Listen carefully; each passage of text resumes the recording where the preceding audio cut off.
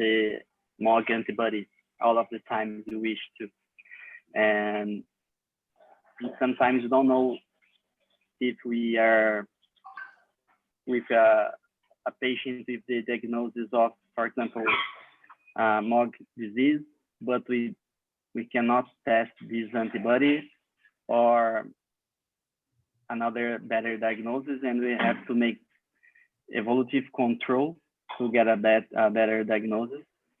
And sometimes the lesions for us are typical of a demyelination disorder, but because we don't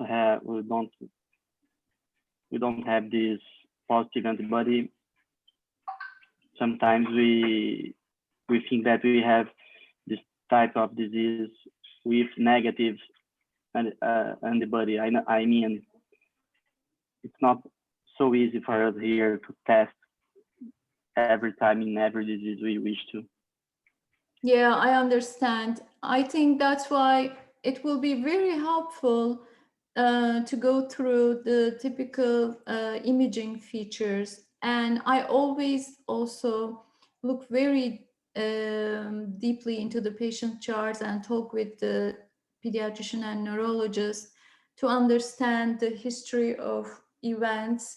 First of all, if you cannot test for MOG antibody, and it's good to follow up the patient before he presents with another attack.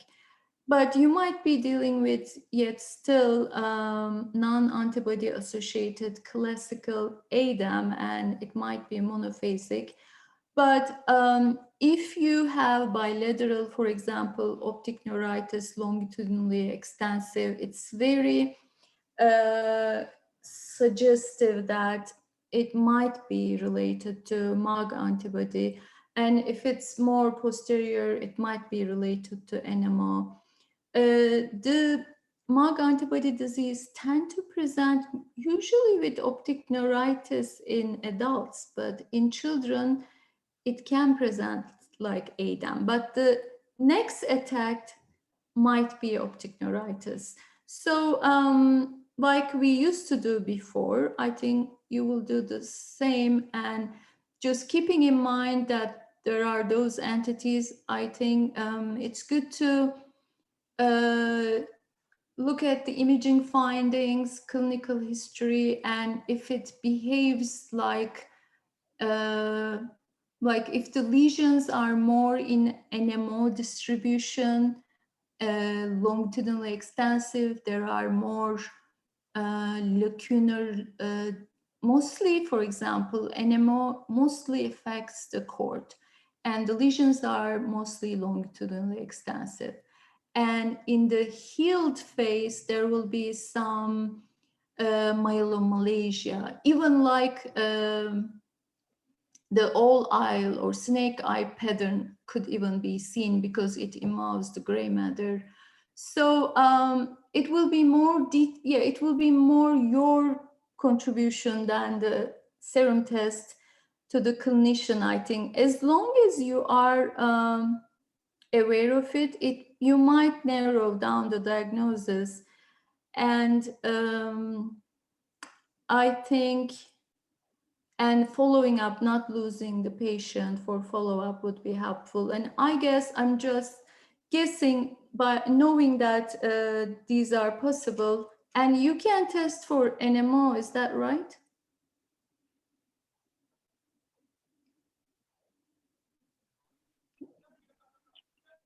Sorry, Dr. Isma, about NMO? Can you test a Couponin-4 antibody? Yes, it's easier than MOG. Okay, so when you see more typical lesions of acoprin-4, it's good to test them. They never coexist, so you can rule that out. I know it's difficult, and I think what I find over the years, I was doing neuroimmunology conference every week with neuroimmunology group at Hopkins, and it's not that easy in the acute presentation, but I think to be very tedious with the imaging findings and putting the information all together as a radiologist, rather than just reading another brain MRI or another spine MRI, DJD. This requires more localizations of the lesions, for example, are very helpful if they are longitudinally extensive.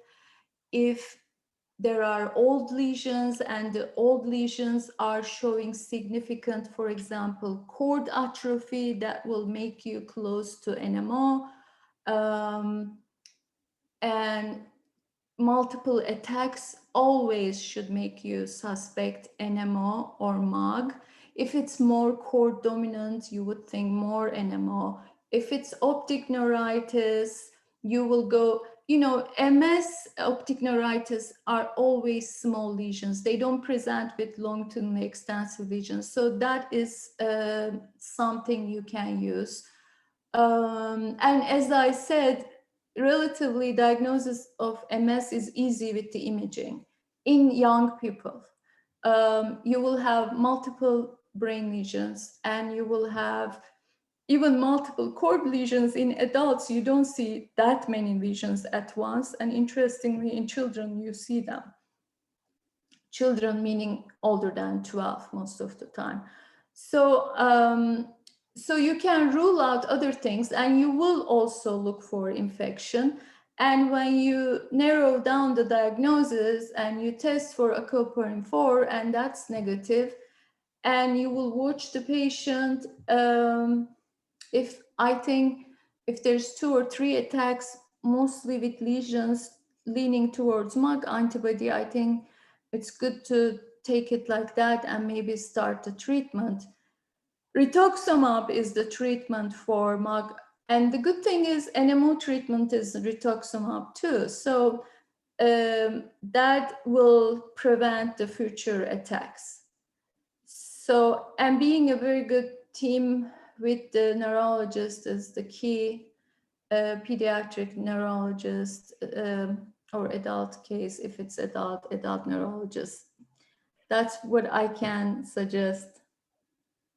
In your experience, Dr. Islam, is it common to think about NMO or smog disease and the antibody came negative, and then you recommend to repeat the test after? Do I recommend what? To repeat the test after the acute phase of the disease again? Yeah, it is. Yes, we do.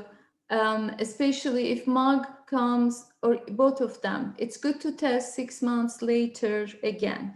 They might be false negative. It could relate to treatment, steroids or immune suppression or plasmapheresis. So yes, it is recommended that you test it again. And we do test them. Thank you very much, and congrats on the lecture again. My pleasure. You're welcome.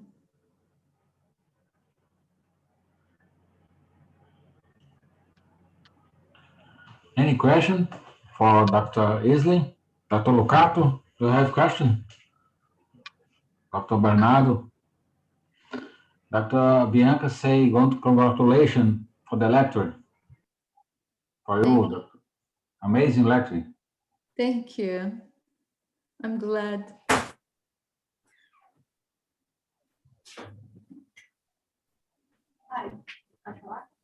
Dr. Lucato says, really amazing lecture. I'm so glad. I'm so glad. So I can. Thank you, Islam. My pleasure. Thank you very much. Thank you very much. So yeah, Pablo knows my contact information. If you have cases you want to ask, you can send through him. I'll look at them if that will be helpful to you. Thank you very much. All right, dear colleagues, hang in there. This pandemic will be over, and I will visit Brazil again. Yes. All right. Bye now. Dr. Elisa, wait for you. Yeah. Okay, so Have a I'm good evening. all right. Bye, Good guys. rest. Good rest, Lisa. Thank you. My pleasure. If I can find my, okay, bye. Bye. Next, a próxima aula é o Dr. César Augusto, né? Respondendo aqui a doutora Bianca, foi gravado, sim, a reunião foi gravada. Dr. César, você está me ouvindo? Estou aqui, Paulo. Ô, Pablo, estou ouvindo sim. Opa, amigo. Boa noite. Boa noite, como vai? Obrigado aí mais uma vez pela presença, né? Pela força que você dá aí para a gente, Prazer, sempre bom. transmitindo esse conhecimento aí enorme que você está tendo aí nos Estados Unidos, né? E sempre solícito, é um amigo mesmo de verdade. Tá tudo bem, meu irmão? Tudo bem, Pablo, graças a Deus, e agradeço novamente o convite. Espero que possa trazer alguma novidade para vocês e deixar um pouco mais claro esse artigo que foi recentemente publicado pelo grupo aqui. Isso. O Dr. César, né? Ele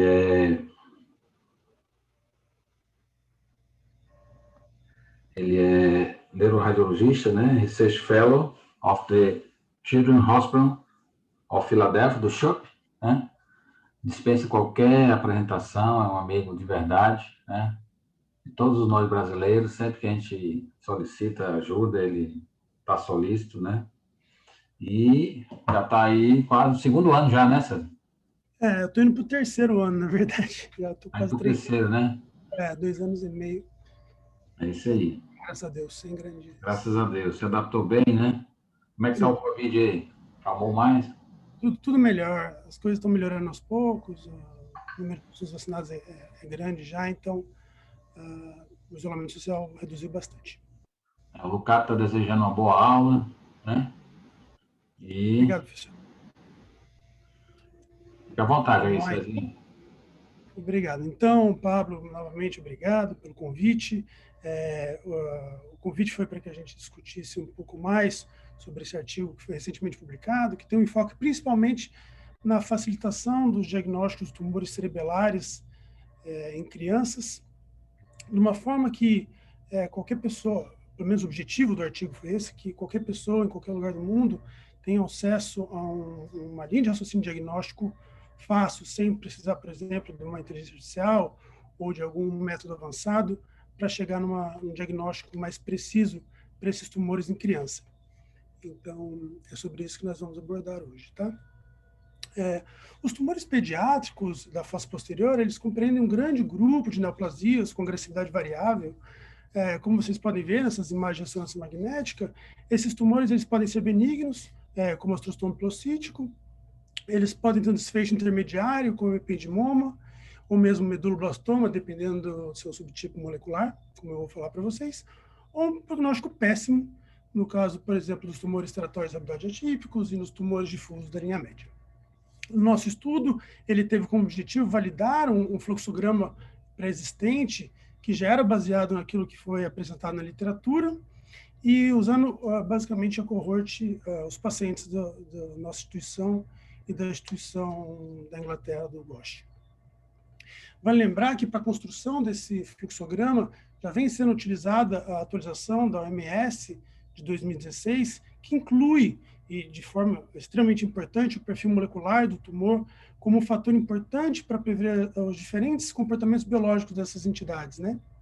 Não apenas a histologia, como era feito antes, porque muitas vezes esses tumores têm características histológicas muito semelhantes, mas um prognóstico diferente, isso muitas vezes por conta da variabilidade molecular em padrões histológicos semelhantes. Então, essa foi a base para a criação aí de uma nova forma de se classificar esses tumores. A ressonância magnética, como nós já sabemos, e como já era predito, ela mostra-se como uma excelente ferramenta diagnóstica, não apenas para diferenciar esses tumores, como era feito antes, pelos seus subgrupos histológicos, mas também pelos seus subgrupos moleculares, e é isso que a gente tenta fazer hoje. A gente não se atém apenas às características que eram previstas por imagem com correlação histológica, mas também com correlação genética e molecular.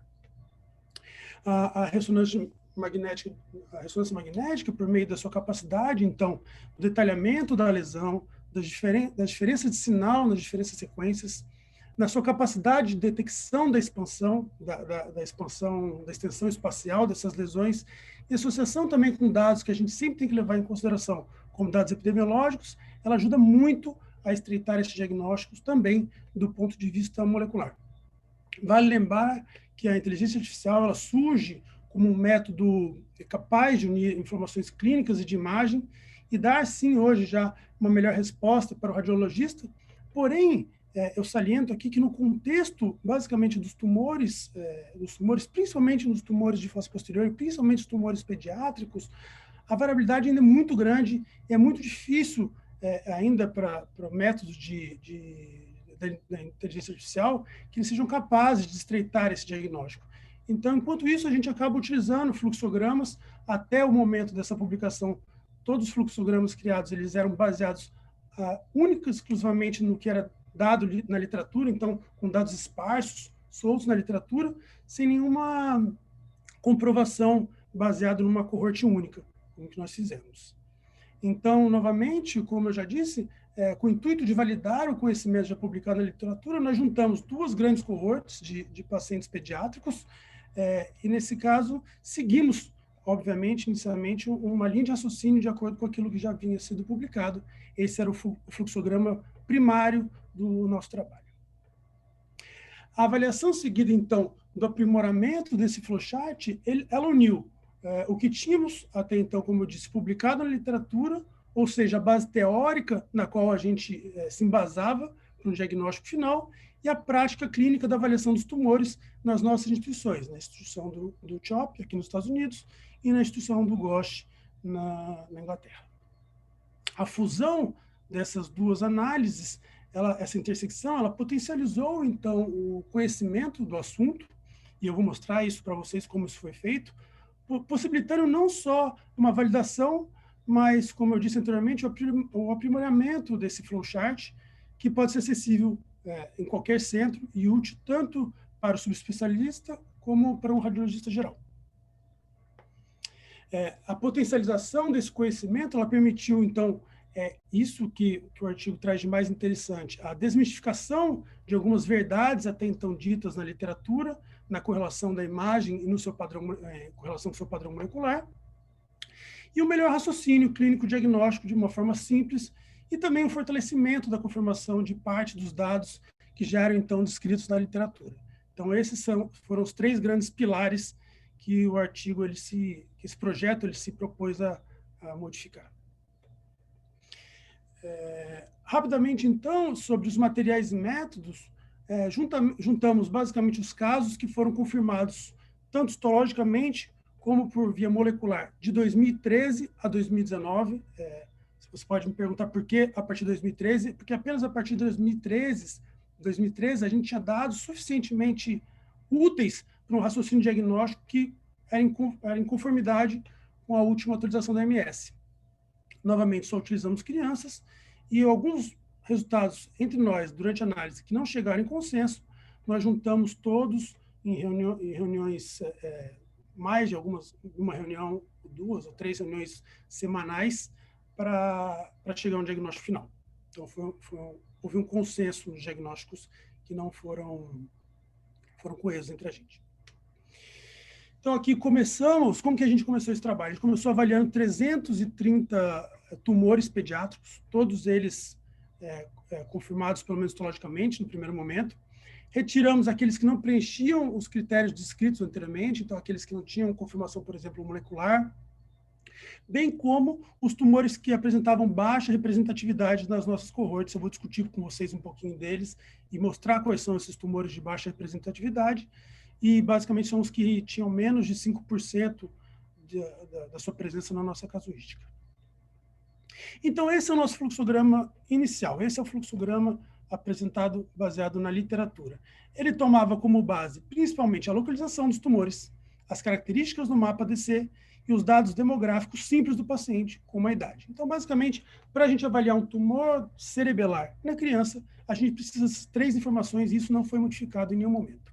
Localização, características do mapa DC, idade e, secundariamente, a gente avalia outras características do padrão da lesão, seja presença de cistos, hemorragia e realce. Dessa forma, para aí trazer, a gente conseguiu trazer a ideia era trazer um diagnóstico numérico baseado nessas características que eu disse para vocês, e seguindo, então, step by step, uma análise de passo a passo, a gente trazia um dado numérico que se correlacionava com o diagnóstico final desses tumores, ou pelo menos a gente tentava correlacionar com o diagnóstico final desses tumores, tanto da característica histológica como genética.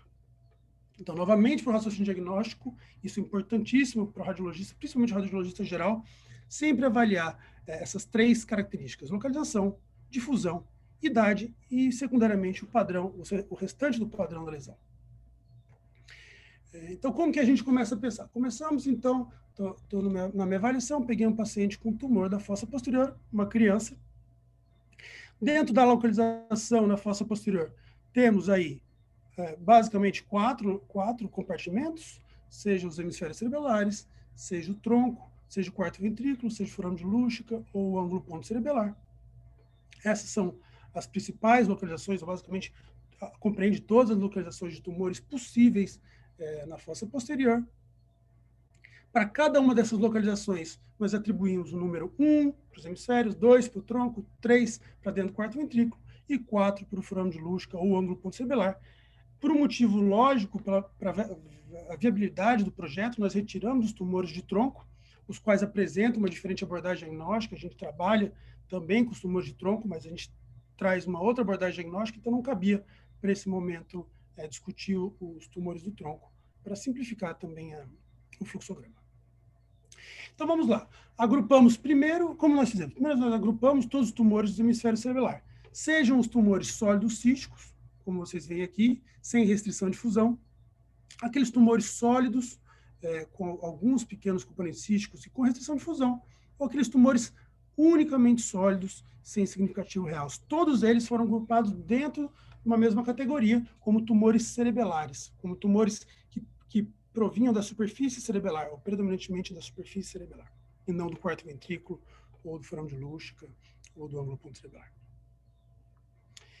Da mesma forma, agrupamos os tumores do quarto ventrículo. Então, aqui vocês veem tumores completamente diferentes. Tumor sólido cístico, sem restrição de fusão, um tumor completamente sólido, com restrição de fusão, sem significativo realce, e outro tumor também com características mais plásticas, com grande quantidade de realce, todos eles agrupados dentro do quarto ventrículo. Todos eles levavam o número 3. E o número 4, da mesma forma, tumores que preenchiam a localização ou do ângulo ponto cerebelar ou do forame de Lúcica, independente de suas características de sinal, restrição de fusão ou realce. Bom, terminamos a localização, dividimos os nossos tumores nessas 3 possíveis localizações, e após essa divisão, nós seguimos o fluxograma para o segundo passo, que é basicamente avaliar as características da difusão. Então, na sua linha de raciocínio, a difusão é o segundo fator mais importante na avaliação do tumor de fossa posterior. Seguiu a localização, segue para as características da difusão. Da mesma forma, então, agrupamos os tumores, primeiro, os tumores cerebelares, independente da sua característica. Se eles são do hemisfério cerebelar, você classifica como, coloca agrupados com ou sem restrição de fusão. Então, os que não tinham restrição, que tinham restrição de fusão, nós agrupamos entre 1 e 1, e os que não tinham restrição de fusão, ou restrição de fusão intermediária, 1 e 2. Então, basicamente, dividimos de acordo com as características de restrição de fusão, tanto nos hemisférios cerebelares, como no quarto ventrículo, como aqueles que extravasavam para o ângulo ponto cerebelar ou extravasavam para o forame de Lúcica. Então, basicamente, a segunda divisão desses tumores é feita de acordo com essas características de difusão, sejam eles restritos ou não. E, por último, dessa forma, até esse momento, tínhamos todos os tumores agrupados e separados por localização, apenas baseados nas suas características de difusão e localização, sem o conhecimento do seu diagnóstico final. Então, até esse momento, ninguém tinha o diagnóstico final. assim como vocês não sabem qual é o diagnóstico dos tumores, apenas supõe, a gente também não tinha. Então, como análises secundárias, fomos para análise de outras características dessas lesões, começando pelo subgrupo dos tumores hemisférios cerebelares com restrição. Nesse grupo, nós dividimos aqueles que tinham um padrão parcialmente extrínseco, como vocês veem aqui, aquela característica que parece que o tumor ele se estende para o segmento extraaxial, daqueles que desenhavam o córtex, como vocês veem aqui, e aqueles que tinham um aspecto multinodular. Todos eles, novamente, com restrição de fusão baixo sinal no mapa DC. Do grupo dos tumores dos hemisférios cerebelares sem restrição à difusão, colocamos todas as demais características secundárias dentro do mesmo grupo, visto que a importância das demais características secundárias em tumores que não têm restrição de difusão, elas são muito menos importantes, elas têm muito menos validade. Quando você está diante de tumor cerebelar sem restrição de difusão, é permitido que você agrupe, como nós agrupamos, tumores completamente sólidos, tumores praticamente completamente císticos, tumores sólidos císticos, tumores com características de agressividade, que não a restrição de difusão, com características que, ao olhar nu, apenas no sequência T1, T2, pós-contraste, parecem ser agressivos, mas se eles não têm restrição de difusão, nós colocamos todos dentro da mesma compartimento, né, dentro do mesmo grupo.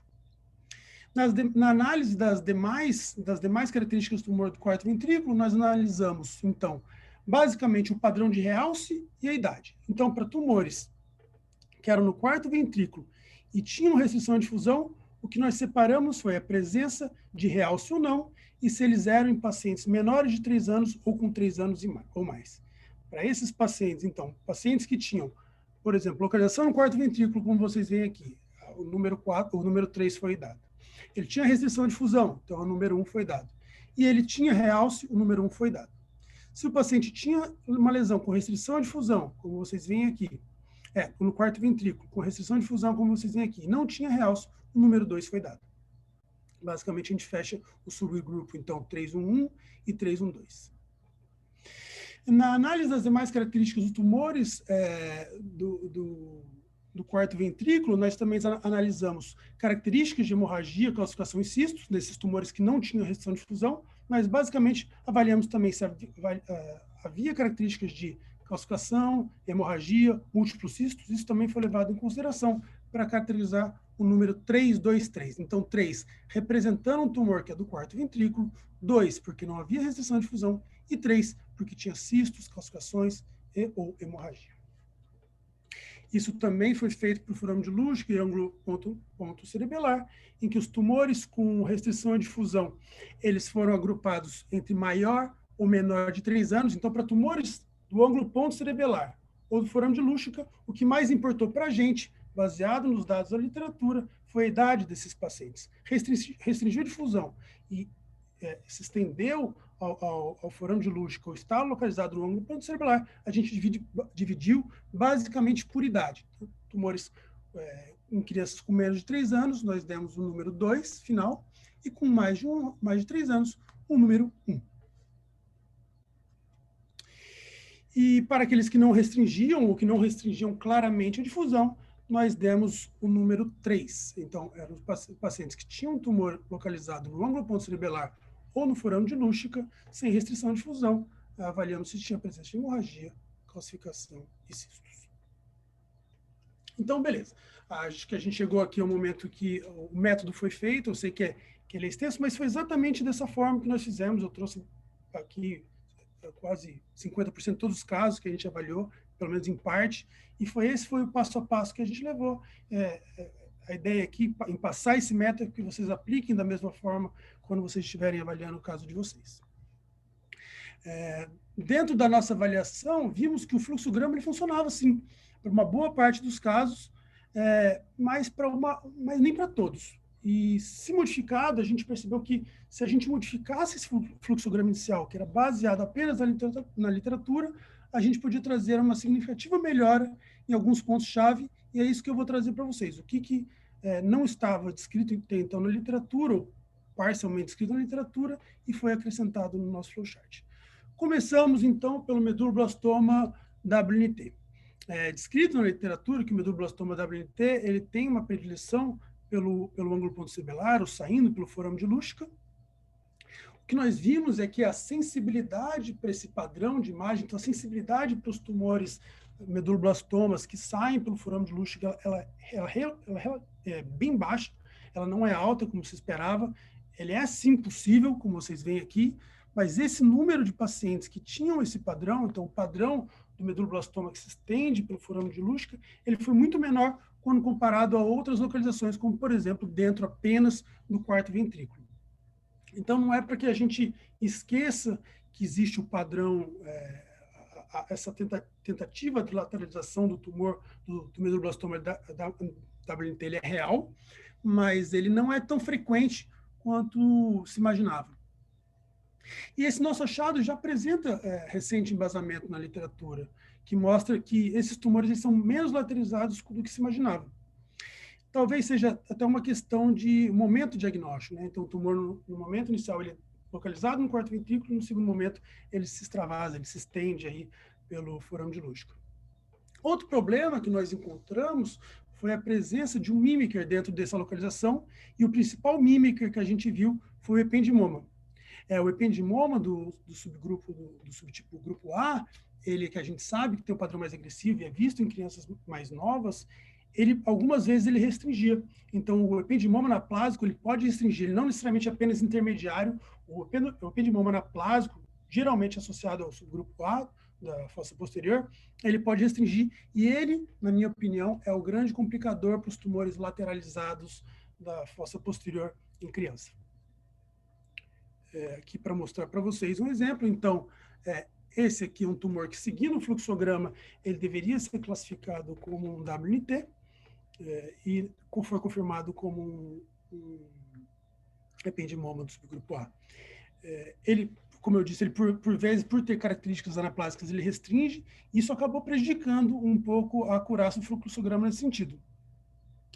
No nosso dado não publicado, tanto os autores do grupo do CHOP como os autores do grupo do GOSH, a gente teve a impressão que o diagnóstico era diferente. A gente não gostaria de seguir o fluxograma, e a gente seguiu para manter a orientação, mas a gente fez uma análise separada, colocando a nossa hipótese diagnóstica, e a hipótese diagnóstica, na maioria desses casos, não era do medulloblastoma WNT, porque esses tumores tinham calcificação, eles tinham hemorragia, eram mais císticos do que o esperado, e isso não era tão encontrado nos WNTs. Então, nesse caso, por exemplo, a gente considerou que pudesse ser realmente um ependimoma anaplásico como diferencial, mas o fluxograma ele não cabia bem, ele não preenchia os critérios que a gente desejava. Outra característica negativa do que é descrito na literatura é a possibilidade de enquadrar todos os meduloblastomas dentro dos tumores que são localizados no quarto ventrículo com restrição de fusão. A gente sabe que ele funciona muito bem para o 3 e 4. O WNT, ele funcionou algumas vezes para o SHH, ele nunca, acho que teve um caso que ele era parcialmente do quarto ventrículo, mas ele era predominantemente do hemisfério, isso por razões embriológicas, que vocês sabem, ele vem das células de Purkinje. Então, basicamente, ele funciona bem. Os tumores da fossa posterior localizados dentro do quarto ventrículo com restrição de fusão, eles funcionam muito bem para o grupo 3 e para o grupo 4. Por uma óbvia não possibilidade de diferenciação em muitos dos casos entre o grupo 3 e o grupo 4 do ponto de vista molecular, a gente acabou não conseguindo a separação do grupo 3 e do grupo 4, conforme é descrito na literatura. A literatura tende a apresentar os tumores meduloblastomas do grupo 4 sem realce, enquanto que os meduloblastomas do grupo 3 com realce. A verdade é que, muitas das vezes, a característica molecular na diferenciação dos tumores é muito difícil, e eles acabam sendo agrupados juntos. É sabido que o grupo 3 ele tem um prognóstico um pouco pior que o grupo 4, principalmente dependendo das codeleções associadas e a faixa etária. Mas, até o momento, ainda não é possível essa separação do ponto de vista por imagem, e muitas vezes também não pelos subgrupos moleculares. Isso é importante saber. E há tentativa, sim, de dar uma melhor separação entre os tumores. Outra característica negativa do que a gente sabe na literatura é o agrupamento do grupo 4 dos pacientes com medulloblastoma do grupo 4 quando eles têm menos de 3 anos. A gente praticamente não encontrou pacientes com meduloblastomas do grupo 4 com menos de 3 anos de idade. Funcionou muito bem para o tumor teratoide rabidoide atípico. O tumor teratoide rabidoide atípico ele pode se localizar, sim, dentro do quarto ventrículo, às vezes exclusivamente dentro do quarto ventrículo. Ele tende a infiltrar, como a gente sabe, mas os meduloblastomas, apesar de terem essas características do grupo 4, geralmente são em pacientes um pouquinho mais velhos quando comparados ao tumor teratoide rabidoide atípico, então não devem ser considerados nessa faixa etária, ou pelo menos não são frequentemente encontrados nessa faixa etária. Agora vamos falar um pouco das características boas. O que a gente encontrou de bom? Os grupos SHH funcionaram muito bem para todas as morfologias que a gente já havia descrito, né? O achado tem boa sensibilidade e excelente especificidade, seja para suas formas extraquixiais, como vocês veem nesse caso, era uma criança de 2 anos de idade, com medulloblastoma confirmado, SHH, a gente vê que tem essas características quase que intra-extraquixiais, ele tende a parecer que tem um componente dele se estendendo ao limite extraquixial, e a gente vê essa descrição bem clara na literatura, essa conformação, esse padrão de imagem, ele é bem sensível e bem específico para o medulloblastoma do subgrupo SHH. Também bem sensível e específico é esse padrão multinodular, ou o padrão que desenha o córtex, também bem específico e sensível para o medulloblastoma SHH. Os tumores teratoides rabidoides atípicos, eles também funcionam muito bem para o fluxograma, quando a gente segue o número 411, então são tumores que são localizados no ângulo ponto cerebelar ou no forame de Luschka, predominantemente, esses tumores, é muito importante lembrar que eles tendem a ir para o canal acústico, não infrequentemente, eles tendem a pegar nervos cranianos. Essa é uma dica importante para tumores teratoides rabidoides atípicos. Isso foge até um pouco do fluxograma, mas vale a nota. Um tumor que restringe a difusão e pega nervo craniano, pense em tumor teratoide rabidoide atípico. O sétimo, o terceiro, nós temos alguns casos mostrando essa predileção, já é descrito também na literatura, a predileção dos tumores teratoides rabidoides atípicos para nervos cranianos. E, perfeitamente, eu acho que dentro do fluxograma, aquele que funciona melhor, tanto para sensibilidade e especificidade, são os osteomas pilocíticos. Eu trouxe aqui para vocês alguns casos em que ele tinha algumas características que simulavam agressividade, como vocês veem nesse caso aqui, mas como não havia restrição de difusão, foram agrupados dentro do subtipo de astrostomas pilocíticos e, sim, foram confirmados em quase toda a sua maioria como astrostomas pilocíticos, né? Tanto diante da sua mutação clássica, mesmo das mutações não clássicas, que eu não incluí aqui, todos tinham a mesma característica. Então, tumor sem restrição de difusão, localizado no hemisfério predominante do hemisfério cerebelar, pense em astrostoma pilocítico, independente das suas características de malignidade, que você possa achar que tem características de malignidade nas demais sequências. Aqui eu trouxe novamente aquele tumor que eu mostrei para vocês no começo da aula, característica 100% sólido, o 100% cístico, às vezes com componentes de hemorragia ou calcificação, mas a ausência de restrição dentro de um tumor cerebelar coloca ele como provavelmente diagnóstico do ostrostoma pilocítico.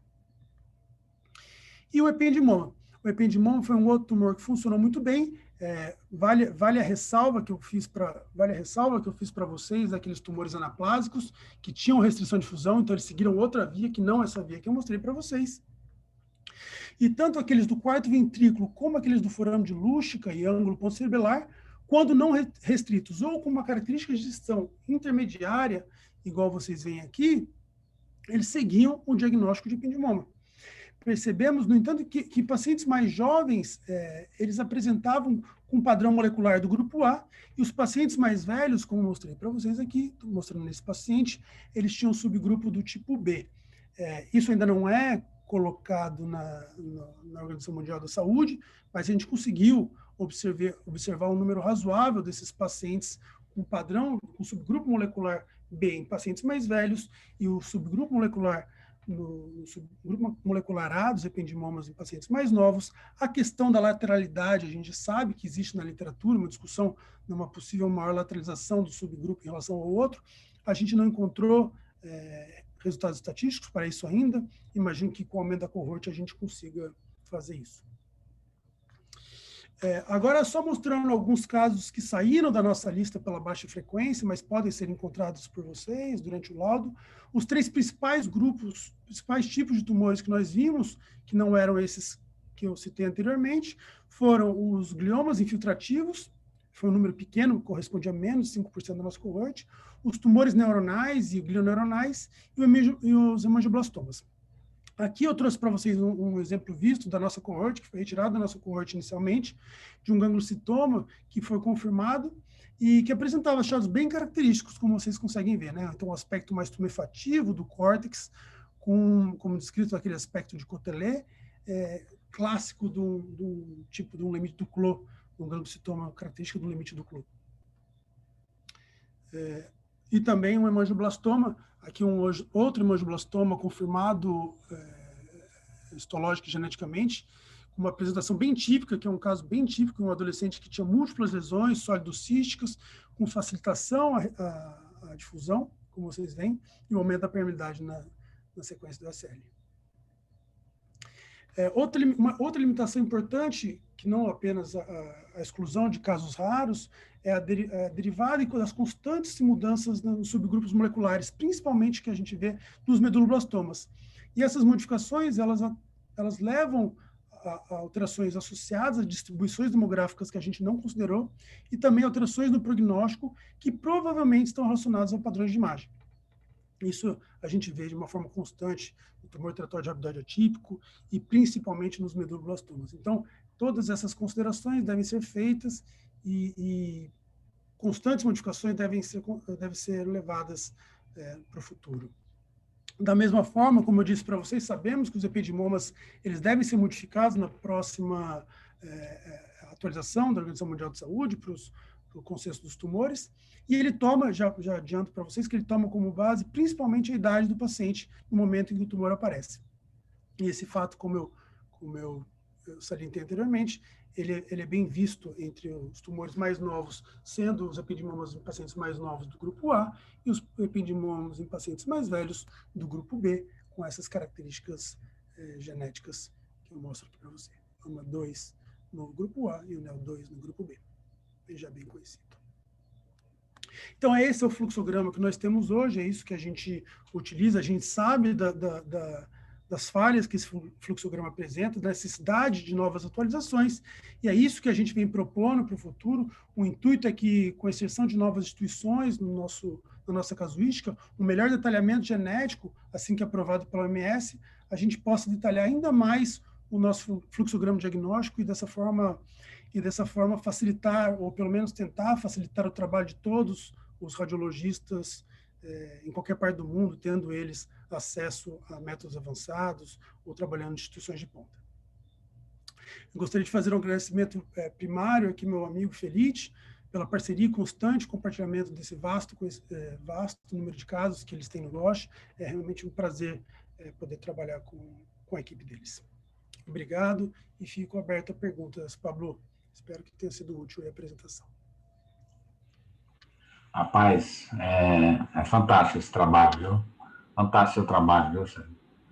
Muito bom. Minha aula foi fantástica. Assim, você está fazendo uma contribuição aí para a medicina mundial, né? Teve aquele seu trabalho de doença de Lee, né? Mitocondopatia também, que vai ser um divisor de águas, né?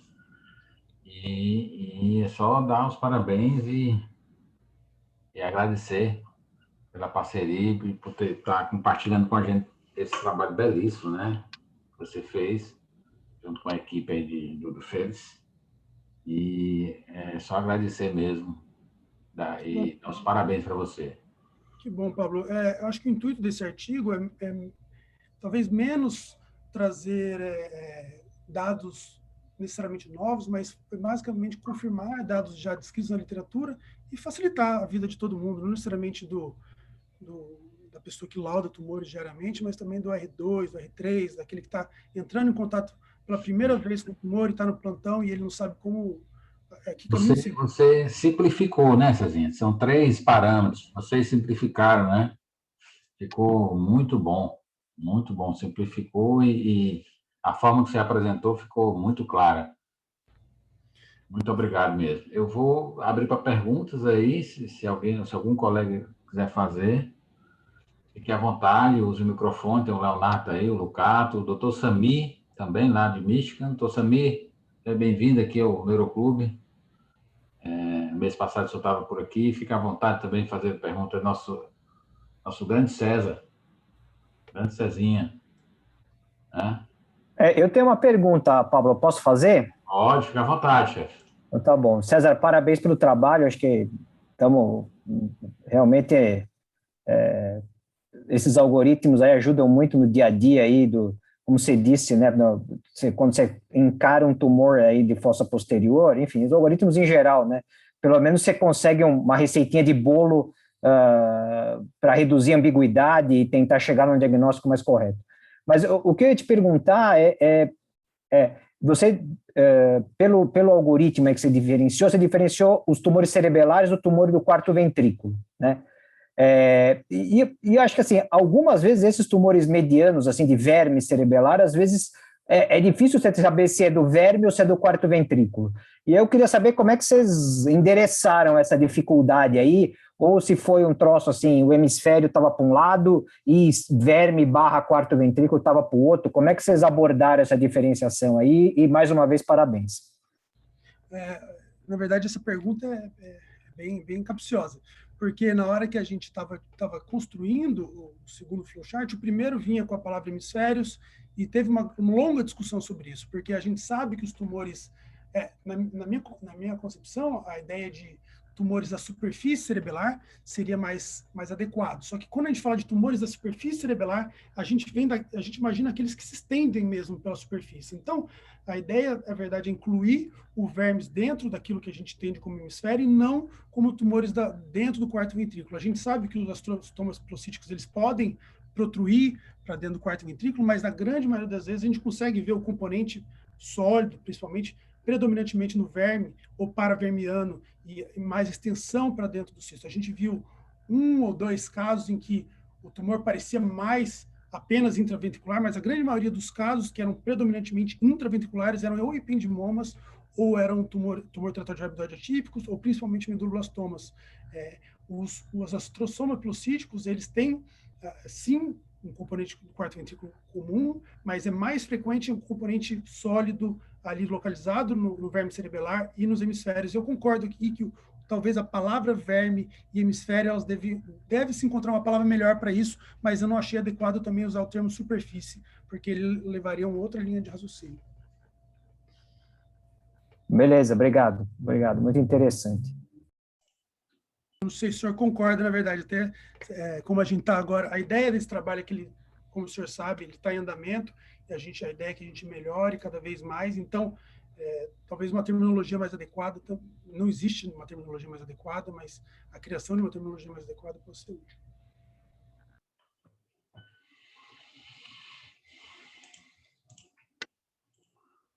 Fantástico. O Samir colocou aqui no chat. Parabéns, César, obrigado, muito informativo. A Nina colocou que adorou a pergunta do professor Leandro. O professor Leandro agradece. Eu tenho uma dúvida. Primeiramente, parabéns, César, pelo seu trabalho. Muito legal, incrível. Tirei várias dúvidas durante essa aula. Esclareceu bastante coisa também, né, desse fluxograma. E a dúvida é, em algum momento vocês pensaram em avaliar alguma característica da tomografia para afunilar esses diagnósticos? Na verdade, a gente pensou, a gente só não sabia como encaixar ele dentro do fluxograma, porque o fluxograma ele é bem extenso, né? E como a gente leva hoje em consideração, a não ser que o tumor ele tenha características que necessitam de uma cirurgia imediata, a gente parte do pressuposto que a grande maioria das instituições hoje elas têm acesso a uma ressonância, ou pelo menos esse paciente ele pode ser levado a uma ressonância. Então, o fluxograma basicamente dividiria os tumores que fizeram tomografia e não conseguiram fazer uma ressonância magnética, mais do que diferenciação do tipo de tumores apenas pela tomo. Mas, sim, a tomo tem algumas características que podem auxiliar. Mas, como a gente colocou, por exemplo, calcificação e hemorragia, que pode que algumas vezes a tomografia é mais útil do que a própria ressonância, algumas vezes é mais útil, essas duas características foram colocadas em conjunto, acabou que a tomografia ela perdeu um pouco da sua validade na diferenciação dos tumores. E, por exemplo, tumores que são hiperdensos, como meduloblastomas, eles tendem a ser mais hiperdensos, mais hiperatenuantes na tomo, eles restringem na difusão. Então, a tomografia ela acabou parcialmente suplantada. Sim. E a outra dúvida que eu tenho é com relação à restrição à difusão por conta do sangramento. Existiu essa pergunta junto com uma outra. Também foi avaliado a quantidade de material sólido que restringia a difusão, né, o volume desse material sólido para ajudar na diferenciação? Essa também é outra excelente pergunta, até deveria ter falado isso, né? A hemorragia, a mesma classificação, elas atrapalham a avaliação da restrição de fusão, e elas muitas vezes impedem a avaliação da restrição de fusão. A questão é que, na maioria dessas vezes, pelo menos os tumores que nós tivemos, a gente não teve nenhum caso que era 100% composto por hemorragia. Isso pode acontecer. Já vi casos, não aqui no CHOP, mas já vi um caso de que o tumor era simplesmente um hematoma no primeiro momento, e assim que o hematoma ele parou, ele começou a ser absorvido, o componente sólido ele apareceu. Eu não tive nenhum caso aqui, a gente fez essa cohorte, provavelmente casos vão aparecer assim, mas dentro da nossa cohorte de 150 pacientes, a gente não teve nenhum caso que era 100% hemorrágico. Então, a gente, sim, levou em consideração basicamente a área de restrição de fusão do componente sólido. Obrigada. Eu tive um caso agora que eu fiquei muito na dúvida, né? Ainda não saiu o resultado, mas já veio com alta agressividade, e paciente 20 anos, então fiquei com dificuldade, porque tinha sangramento, mas o sangramento era na área cística, inclusive se estendia ao forandilústica, e a área que restringia a difusão era a área sólida, que na verdade estava ali na região do pedúnculo cerebelar médio, né? E a lesão, a gente ficava na dúvida, já peguei uns exames depois e consegui ver os exames anteriores. A gente ficava na dúvida se a lesão ela era do quarto ventrículo, estava se estendendo para o hemisfério cerebelar, né? Ou se era o contrário. Mas aí, no momento do procedimento, eu conversei com o neurocirurgião e ele me falou que não estava nada dentro do quarto ventrículo mesmo, como a gente imaginou. E é até interessante falar aqui que quando a gente coloca assim ependimoma ou então meduloblastoma, a abordagem cirúrgica ela muda. Então, se o cara vai entrar ali para abrir o quarto ventrículo, ele tem uma abordagem geralmente mais inferior. Se ele vai entrar ali para tirar o material que está no pedúnculo cerebelar, ele vai ter uma abordagem mais superior. Então, assim, isso foi até uma coisa que me deixou um pouco com medo, porque ele veio perguntar para mim qual dos dois teria mais a possibilidade. E aí eu até falei, realmente é muito difícil esse caso, mas o que eu consigo ver é que a parte que tem mais restrição à difusão, que possivelmente é a parte que você mais tem que retirar, ela está mais cranialmente. Então, aí ele mudou e na hora da cirurgia ele viu que o quarto ventrículo estava intacto. Bem legal. Esse caso eu não vi o caso, mas uma outra possibilidade que não dá para descartar também é o tumor trator de rabdoide atípico. Ele tem uma apresentação em crianças bem mais novas, mas ele também tem uma apresentação tardia. Tem alguns casos, eles não entraram na cohorte, em que apresentou em adolescentes, em crianças mais velhas e com uma característica de agressividade maior. Então, hemorragia, restrição de fusão, localização mais lateralizada, pode ser o ependimoma, como você disse. Geralmente, os ependimomas mais agressivos, eles são crianças menores, que é o subtipo A, mas também tem subtipo B de forma agressiva, com restrição, anaplásico, isso não impede. Mas o tumor trator de rabdoide atípico em adolescentes, em adultos jovens e adolescentes, ele ocorre, e ele tem uma característica bem interessante. Quando ele vai ficando um paciente mais velho, ele costuma, por algum motivo que eu não sei, ele costuma ser mais a seguir o segmento supratentorial. Então, mesmo supratentorial, ou pegando o mesencéfalo, estendendo a estruturas supratentoriais, isso é uma característica bem típica do tumor trator de rabdoide atípico. E a hemorragia, calcificação e restrição de fusão também é um outro dado importante. Mas esse não tinha envolvimento de nervos cranianos, tá? Sim. Então, assim, mas quando sair o resultado, se vier alguma coisa diferente, mostra o caso. Eu vou mostrar. Fico prometido, combinado. Obrigadão. César, quero só te dar os parabéns também, viu, cara? Excelente trabalho. A gente não tem muito tempo, né, Nina? Acho que a gente até discutiu o trabalho na Neurotime, com, claro, muito menos propriedade que você, e a gente enfatizou isso mesmo. Quer dizer, vocês conseguiram juntar um monte de conhecimento refinado e criar um algoritmo que simplifica, né? Toda vez que você faz isso, o seu alcance é gigante, né, cara? Principalmente para quem não é especialista, que é a maioria, né, que lauda, na verdade. Então, parabéns aí para você e seu grupo. A gente aqui do lado de baixo fica muito orgulhoso de vocês aí. Você, o Fabrício, espero que vocês recebam muita energia positiva e continuem fazendo muitas coisas boas, viu, cara? Parabéns. Obrigado, Léo. E só salientando, cara, que a ideia do fluxograma não é pegar as raridades. 5% dos tumores da nossa coorte inteira foi retirado. Se você vê que a gente começou com 330, a gente terminou com 150 casos. Muitos deles foram retirados por motivos que não tinham dados molecular, mas também porque não eram tumores comuns. Então, se a gente começa a colocar características incomuns, de tumores incomuns, dentro do fluxograma, a gente mais prejudica a avaliação comum do que auxilia casos isolados. Então, acho que a logística foi essa, não foi trazer muitas novidades, mas fortalecer aquilo que a gente já sabe.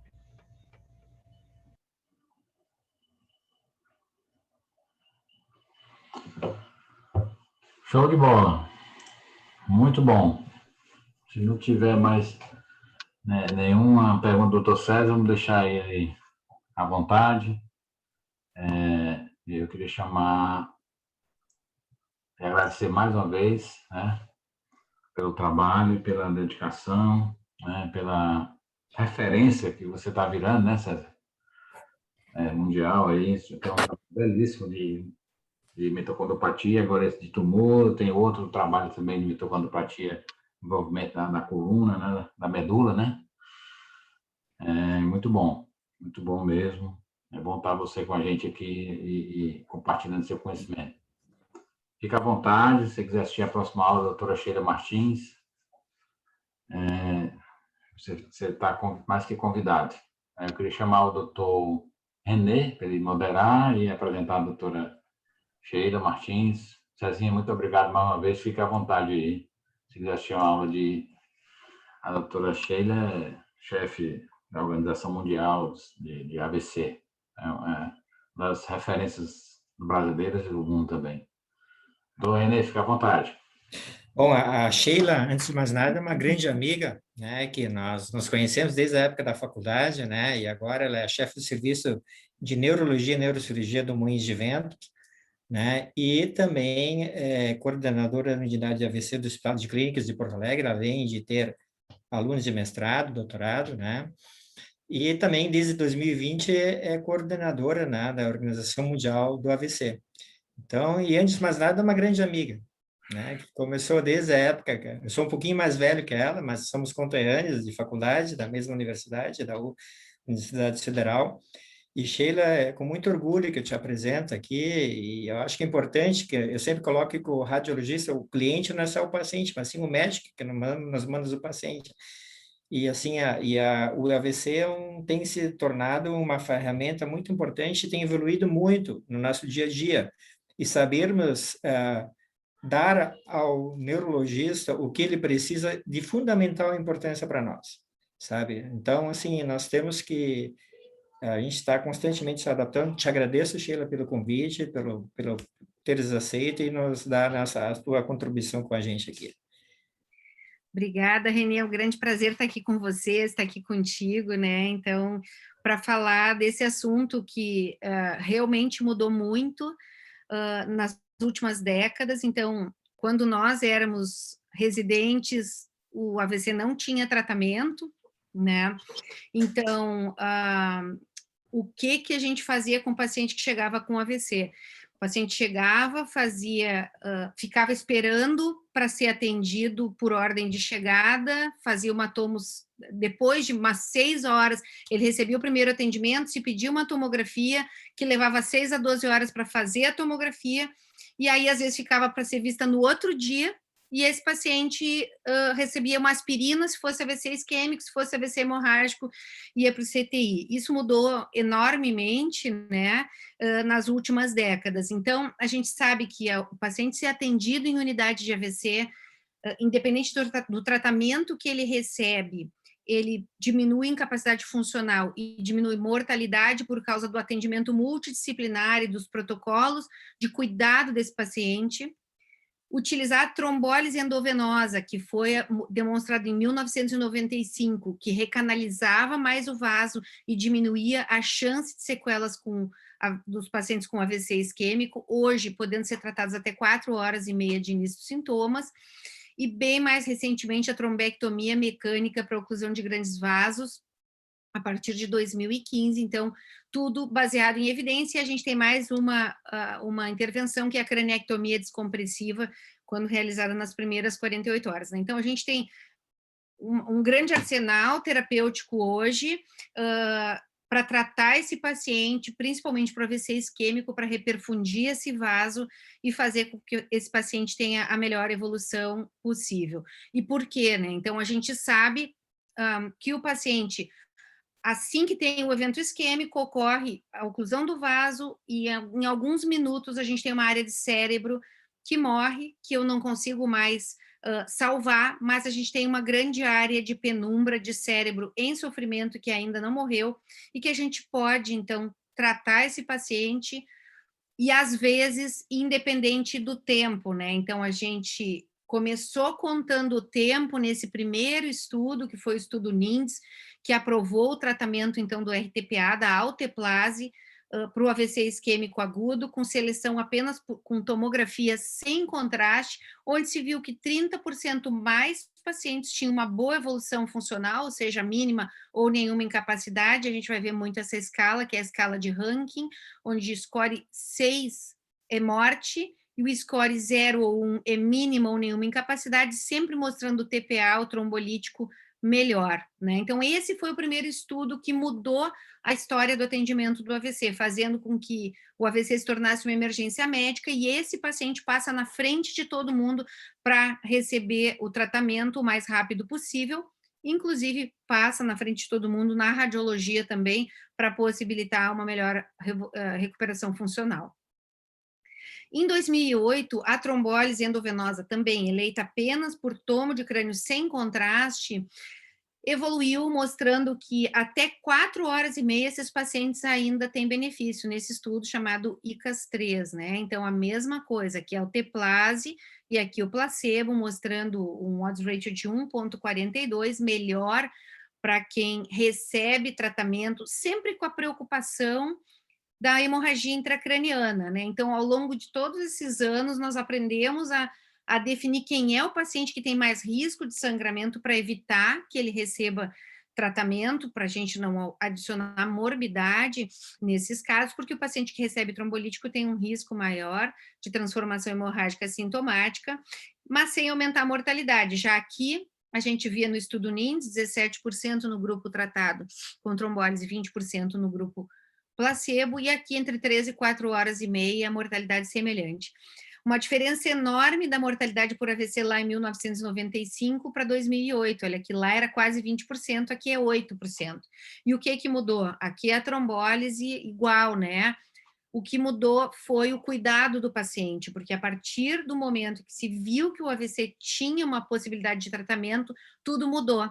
Mudou a forma que nós cuidamos desse paciente, e aí não só o paciente que recebe terapia trombolítica, todos os pacientes que vão fazer uma avaliação da deglutição antes de comer, para evitar fazer pneumonia aspirativa, vão cuidar melhor da glicose, evitar febre, evitar hipoxemia, fazer craniectomia descompressiva nas primeiras 48 horas, quando for o caso, e receber trombolítico agora até 4h30, quando é o caso. E aí se começou a enxergar diferente a neuroimagem também, né?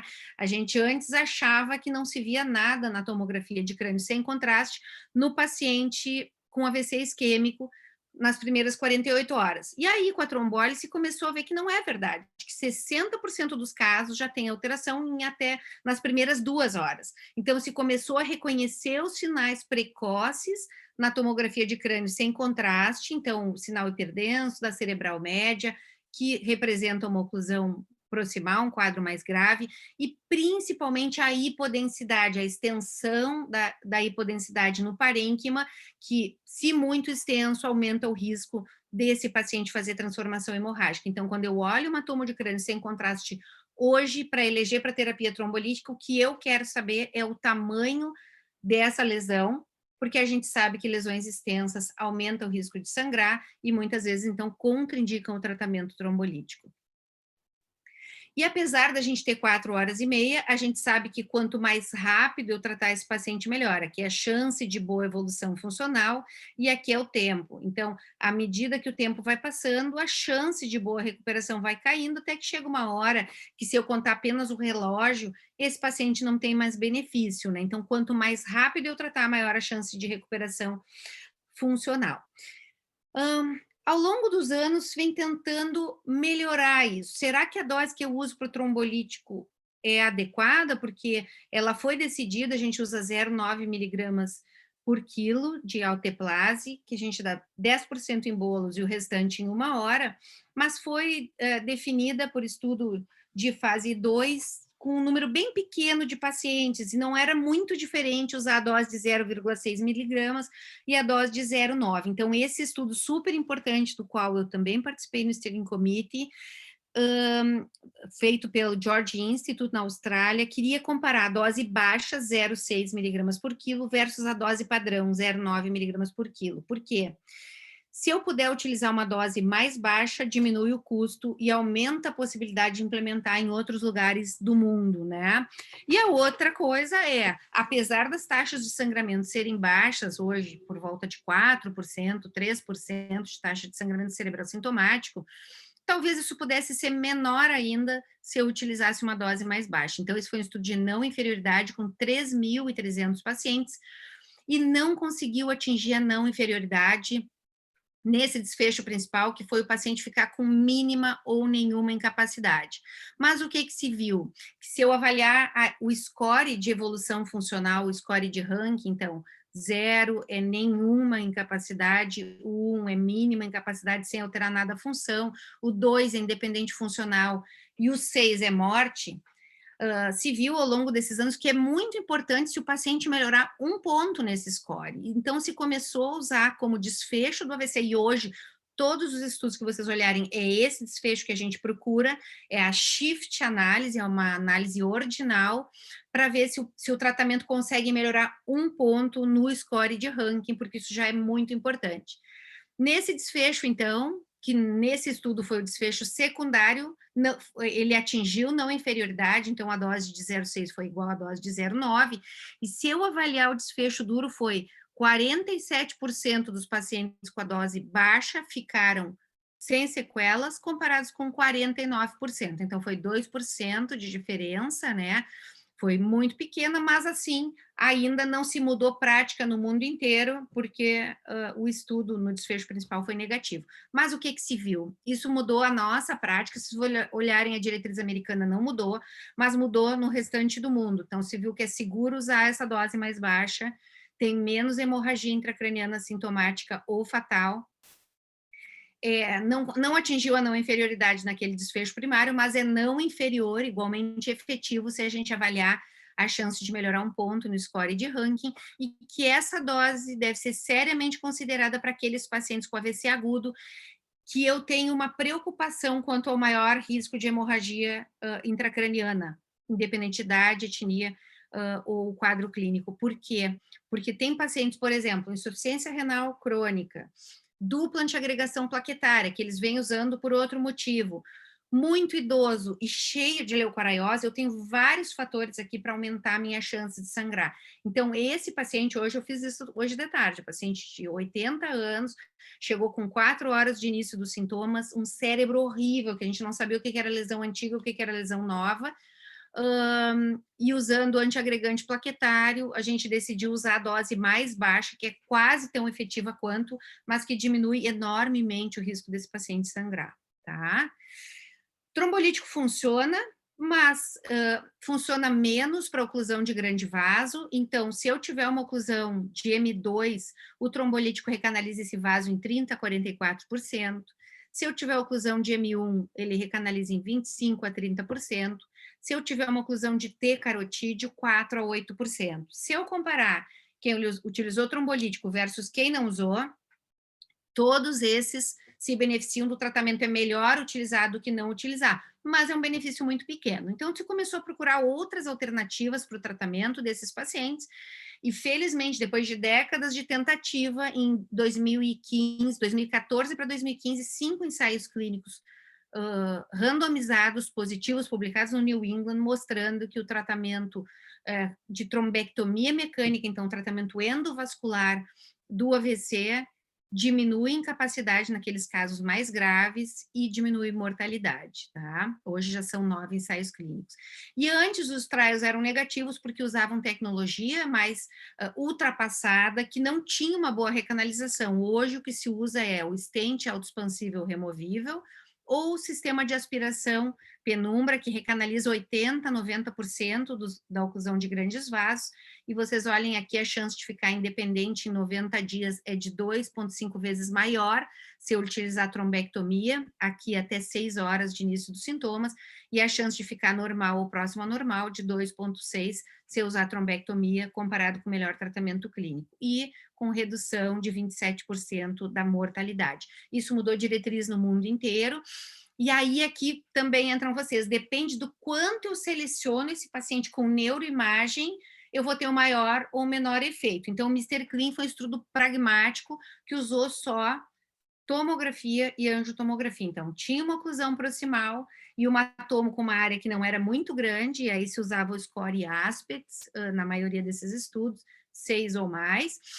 Esse paciente podia ser incluído. Então, com esse critério de inclusão, eu tenho que tratar 7 pacientes para que um tenha benefício de ficar independente em 90 dias. O Swift Prime usou perfusão por tomoangiotomo e perfusão. Em 85% dos casos, eles foram selecionados, então, com um mismatch de pelo menos 1,7 de ratio entre o core e a área de penumbra. E aí, nesses casos, eu tenho que tratar 4 pacientes para que um tenha benefício. O Escape, que utilizou perfil de colaterais, então tinha que ter 50% ou mais de colaterais boas para esse paciente ser incluído, também uma área que não fosse grande, e oclusão de M1 ou T-carotídeo, eu tenho que tratar 4 para que um tenha benefício. O Extend IA, 100% dos pacientes foram selecionados com mismatch por CT perfusão, e aí eu tenho que tratar 3 para que um tenha benefício. O benefício é tão grande se a gente comparar, e a gente não tem dúvida hoje que no infarto a angioplastia primária é a primeira escolha. Se comparar a angioplastia primária com trombólise no infarto, eu tenho que tratar 17 para evitar uma morte, novo evento ou infarto do miocárdio. Então, o benefício da trombectomia mecânica no AVC é muito maior. Mudou diretriz no mundo, mudou diretriz no Brasil, mas ainda a gente lá em 2015 não tinha o tratamento no SUS. Além disso, extensão da janela daqueles pacientes com tempo indeterminado. Então, a gente parou de contar as horas e começou a tentar avaliar que pacientes eu ainda poderia beneficiar com tratamento de reperfusão, né? Então, em pacientes fora de janela, 14% a 27% deles chegam com um tempo indeterminado, a maioria é um wake-up stroke, o paciente que acordou com sintomas. Uma grande maioria ocorre logo antes de acordar. Em 1999, se começou a avaliar o conceito mismatch por ressonância, avaliando difusão, como o core, o cérebro que já morreu, e a perfusão, o que ainda estava em sofrimento, e o mismatch, então, nos dava a área que eu ainda tinha para salvar. Em 2008, se começou a usar o conceito mismatch, difusão e flare. Então, difusão é o core e o flare mostrando quanto tempo eu tenho desse AVC, né? Então, foi um outro conceito que nós começamos a utilizar. E em 2012, o mismatch por TC perfusão, já se usava a perfusão por tomo, mas a gente não conseguia avaliar, tinha que ter o radiologista, então na urgência era muito ruim para a gente utilizar, até que começou a aparecer o software automatizado para nos auxiliar, a nos dizer onde é que está o core, que a gente avalia na tomo sem contraste também, mas pelo menos para ver o que está hipoperfundido e se eu ainda tenho cérebro para salvar, né? Então, qual é a melhor abordagem para esses pacientes que estão fora de janela ou que eu não sei qual é a janela de tempo? E a resposta vai depender dos recursos de neuroimagem disponíveis no meu hospital e os recursos de tratamento disponíveis, né? Então, se eu não tenho tratamento de reperfusão, não faz muita diferença. Agora, se eu tenho trombolítico, eu tenho alguns recursos. Se eu tenho trombectomia, eu tenho, então, milhares de oportunidades para tratar esse paciente. Trombólise endovenosa, até 4 horas e meia eu posso usar tomo simples, sem contraste, e a gente aprende a enxergar os sinais precoces e a definir se o paciente pode ser tratado ou não. Antigamente, o critério nas diretrizes era mais do que 1/3 do território da cerebral média comprometido, o paciente não deveria ser tratado. Nos últimos anos, a diretriz americana, as outras diretrizes mantêm esse critério, mas a diretriz americana tirou o critério de 1/3. Por quê? Porque ele era arbitrário. Se via que os pacientes com AVC grande sangravam mais, mas o tamanho desse grande não está definido em estudo nenhum. Então, eles tiraram o critério de 1/3 e colocaram assim: pacientes com grandes áreas comprometidas não devem ser trombolizados. E a gente que decida o que é uma grande área comprometida. Geralmente, a gente ainda usa o critério de mais ou menos 1/3 do território comprometido para decidir, tá? Se eu tiver angiotomo, me auxilia muito mais, e hoje, na maioria dos grandes centros, o protocolo é tomo e angiotomo para definir o que eu tenho de infarto e se eu tenho um grande vaso ocluído ou não. Além da janela terapêutica, a gente não usa critério de perfusão para selecionar pacientes que estão bem dentro de janela. Pacientes com AVC isquêmico, até 4 horas e meia, recebem terapia trombolítica se não tiver uma grande área comprometida, e pacientes com oclusão de grande vaso, basilar, M1, T carotídeo, e com uma área não muito grande comprometida na tomo sem contraste, recebem tratamento hoje até 8 horas de início dos sintomas, e eu uso TC perfusão em muitos centros no mundo para incluir mais pacientes, tanto na trombólise endovenosa quanto na trombectomia mecânica. Utilização do conceito mismatch, difusão e flare tem sido utilizado para wake-up stroke em muitos lugares. A gente sabe que o software de perfusão por tomo não é disponível em todos os lugares, então a gente utiliza muito esse conceito. O paciente que tem uma difusão positiva e um flare negativo provavelmente está ainda dentro de janela terapêutica de trombólise, porque a gente sabe que o flare começa a alterar mais tardiamente. Aqui ele não me diz se eu tenho cérebro para salvar, ele dá mais um critério de tempo, né? Obviamente, se eu puder usar um critério de perfusão é melhor, mas esse é um critério rápido, fácil e que ajuda a incluir pacientes que acordaram com sintomas. Dá para usar perfusão por ressonância? Dá, então utilizando difusão e perfusão por ressonância para ver se esse paciente tem cérebro a ser salvável, para ver se eu consigo estender a janela terapêutica, né? O pessoal de Harvard, do Mass General, então, para esse critério difusão, mismatch difusão flare, eles utilizaram uma medida do quanto esse flare é positivo. Então, se o paciente tivesse um ratio entre o flare do lado lesado e o flare do outro lado menor do que 1,15, esse paciente poderia ser tratado. Isso foi um estudo de braço único para avaliar esse conceito, e eles trombolizaram os pacientes com esse conceito. Então, se tivesse uma diferença, um flare fracamente positivo, não a olho nu, né, mas medindo, eles trombolizavam e nenhum paciente teve sangramento. E aí depois veio o ensaio clínico randomizado, né, chamado Wake Up Trial, mostrando que esse conceito pode ser utilizado. Então, 500 pacientes, um odds ratio de 1,6, mostrando então que a maioria dos pacientes se beneficia de terapia trombolítica quando tem um tempo indeterminado, utilizando o conceito mismatch difusão flare. Seleção por perfusão, então a gente não trata pacientes com esse perfil maligno, né? Então o core aqui em cor-de-rosa está completamente comprometido, toda a cerebral média comprometida, e a perfusão está exatamente igual. E aqui é um perfil, então, de pacientes que eu posso incluir no tratamento. Então, o core pequenininho e uma perfusão aumentada. Normalmente, quando a gente utiliza esse critério de seleção por tomoperfusão, o que a gente usa? Para trombólise endovenosa 1.2, né? Então, a diferença entre o core e a penumbra, e a hipoperfusão. E para trombectomia se usa 1.7, né?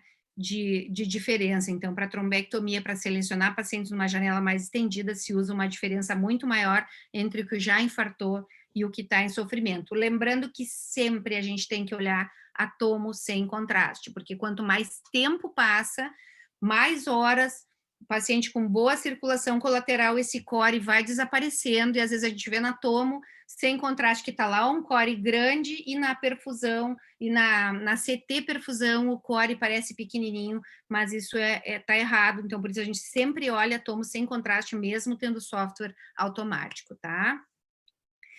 Essa meta-análise, então, estes estudos, Extend, ICAS, e aí juntaram a meta-análise com o epiteto, que é um estudo já bem antigo, usando esse conceito de trombólise, utilizando, então, perfusão. Essa meta-análise mostrou que realmente existe benefício de trombólise endovenosa entre 4 horas e meia e 9 horas do início dos sintomas, ou pacientes que acordaram com sintomas, se eles têm uma área pequena de core, de cérebro que já morreu, e uma área grande hipoperfundida, e na verdade aqui a diferença, o mismatch era de 1.2, só 20% de diferença recebiam terapia trombolítica, e o odds rate foi 1.4, então mostrando benefício para o tratamento trombolítico nessa janela estendida. Na trombectomia, 2 estudos, estudo Down, avaliando entre 6 e 24 horas, mostrando altamente positivo se eu tivesse um core pequeno e uma grande área hipoperfundida, eu tenho que tratar 3 pacientes para que um tenha benefício, né? Então, 35% de aumento absoluto de chance do paciente ficar independente. Lembrando, pessoal, que nessa janela, a maioria dos pacientes são excluídos. Por quê? Porque eu já tenho uma área grande de cérebro que infartou, então eles já não são incluídos por isso. Então, se eu achar aqueles que ainda têm cérebro para salvar, porque tinham boas colaterais, porque tem uma penumbra que dura mais tempo, vale a pena tratar, porque estes sim se beneficiam, mas a maioria aqui é excluída porque já chega com uma grande área, tá? E sem penumbra viável. E aqui o Diffuse 3 só confirmou, então, os resultados do estudo Down, mostrando também um odds ratio de 3.4, tratando pacientes na janela estendida com trombectomia. Então, oclusão de grande vaso, área pequena, infartada, e uma área de penumbra a salvar de 1.7 de diferença entre o que infartou e o que eu tenho para salvar. Isso mudou de novo as diretrizes, então estendendo a janela terapêutica para trombectomia mecânica até 24 horas nesses pacientes selecionados. Então, o protocolo de alta complexidade nos centros que têm tratamento endovascular, geralmente nós utilizamos tomo e angiotomo entre 0 e 8 horas para selecionar os pacientes. Até 4 horas e meia, sem oclusão de grande vaso, eles recebem RTPA endovenoso. Se tiver oclusão de grande vaso, recebem RTPA endovenoso até 4 horas e meia, e ele vai trombolizando para a hemodinâmica para fazer trombectomia mecânica. A gente não espera para ver se o vaso abriu, tá? Entre 4 horas e meia e 8 horas, aí o paciente vai direto para a trombectomia mecânica, se tiver uma área que não seja uma área muito grande comprometida e uma oclusão proximal. E além dessa janela, entre 8 e 24 horas, se seleciona ou ressonância, angiorressonância, difusão e perfusão, para ver se eu ainda tenho cérebro para salvar, ou tomo, angiotomo e CT perfusão.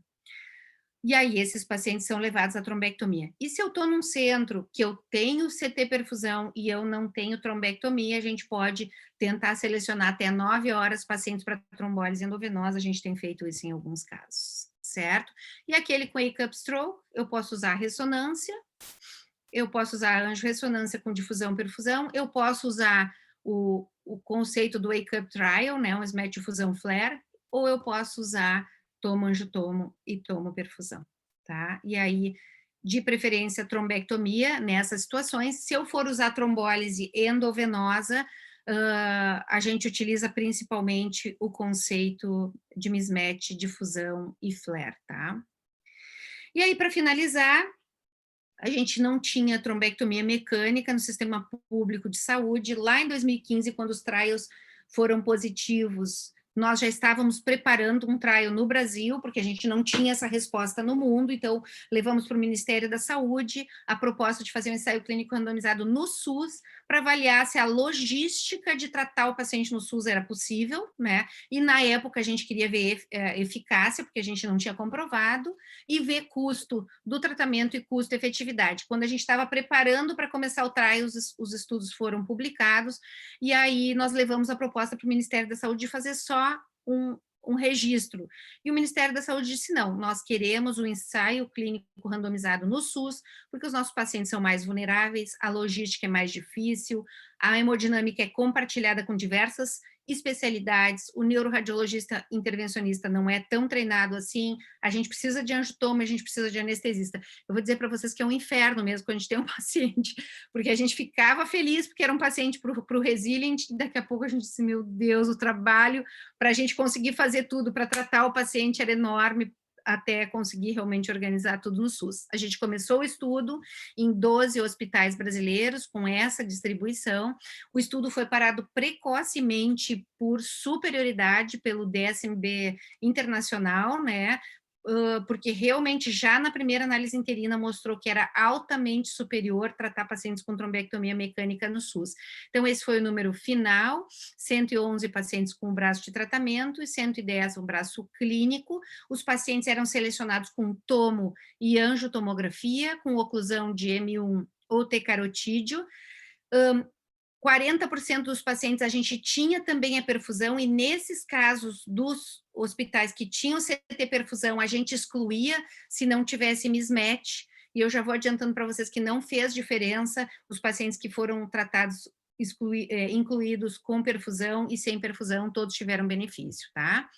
Esse foi o desfecho principal, aquela mesma escala de ranking, mostrando aqui mortalidade, foi maior no tratamento clínico, mas não teve diferença estatística, e o score de ranking 0 ou 2, ou seja, independência funcional, melhor para quem fez trombectomia mecânica, com um odds ratio de 2,3, eu tendo que tratar 7 pacientes para que um tenha benefício, exatamente igual ao Mr. Clean, depois o estudo espanhol também, né?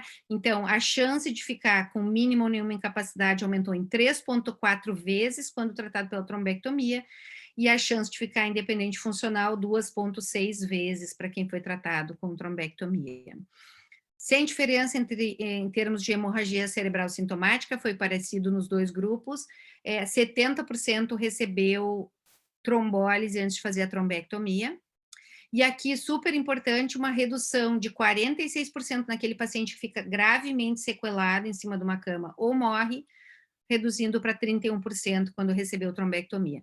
Então, a conclusão do estudo foi que a incapacidade foi significativamente diminuída nos pacientes tratados com trombectomia mecânica, com melhora da evolução funcional em 90 dias, então 35% dos pacientes ficaram independentes funcionais versus 20%, com o número necessário tratar de 7.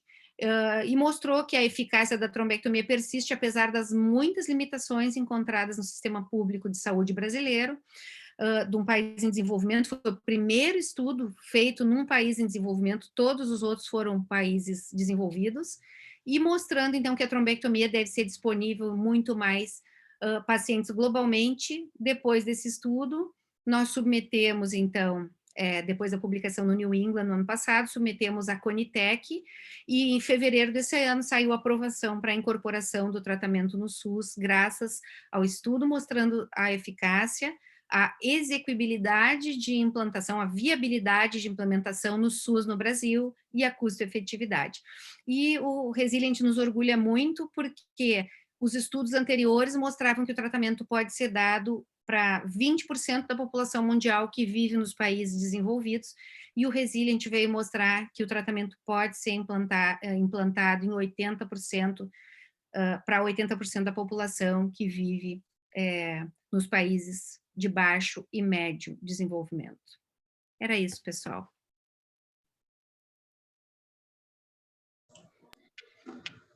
Excelente, doutora Sheila. Muito bom.